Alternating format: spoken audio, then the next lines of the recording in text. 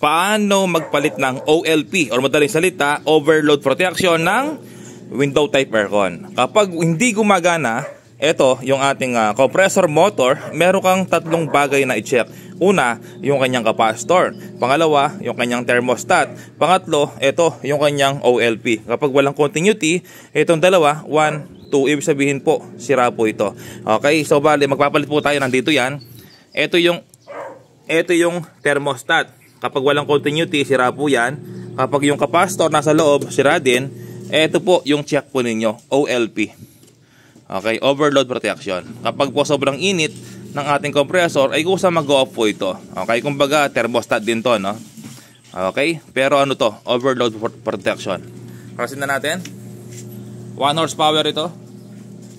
Ayan, 1 HP. Kung 1 HP ang inyong aircon, kailangan 1 HP rin ang inyong ilalagay. Walasin mo dito yan. Ba, higpit. Ay!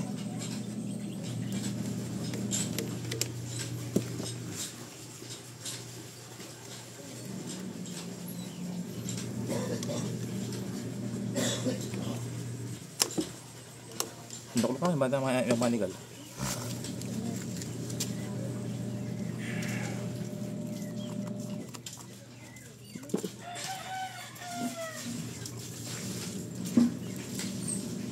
Okay, tanggal na.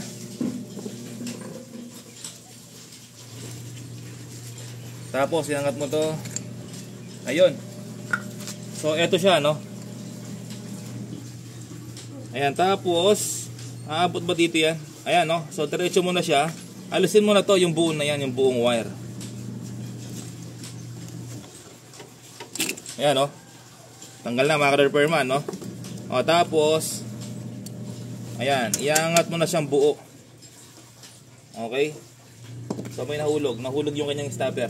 Nandito, oh. Ayan, kunin ko lang, no? Yung kanyang stopper. Ay, nahulog. Ito, oh. Ito, kuha ko na. Ayan, oh. Dito yan. Nahulog. Ayan. Tapos, pagtanggal na dito, yung wire nakalagay dyan, alisin mo yung dalawang wire. Oh. O, diba? Tanggal na yung isang wire. O, ngayon, alisin mo tong spring nya. Ito yung sira nya, no? Walang continuity. Okay? Tapos, kapag hindi accurate to, nag-o-off bigla kahit na hindi siya ganong mainit yung compressor, ito yung problema. No? Kaya hindi lumalamig ang aircon mo dahil dito, nag-o-off po ito, hindi na siya accurate. Kaya, kusa namamatay yung compressor. Ito yung bago. Okay? So, yung bago, lalagay mo yung spring. Tapos, lalagay mo yung dito.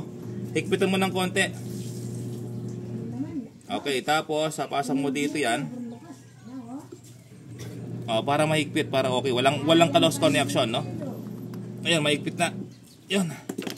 Tapos, ipapasok mo dito. Kung paano mo tinanggal, ganun mo rin ibabalik, no? Ayan. So, balik rin natin ng konti kasi di siya papasok sa ulumahan, no? Ayan. Yun. Ganyan lang, oh. Tapos, babalik mo na yung cover. Ganyan lang kadali ang paglagay tsaka pagtanggal. Ayan, oh. So, yun. Okay na.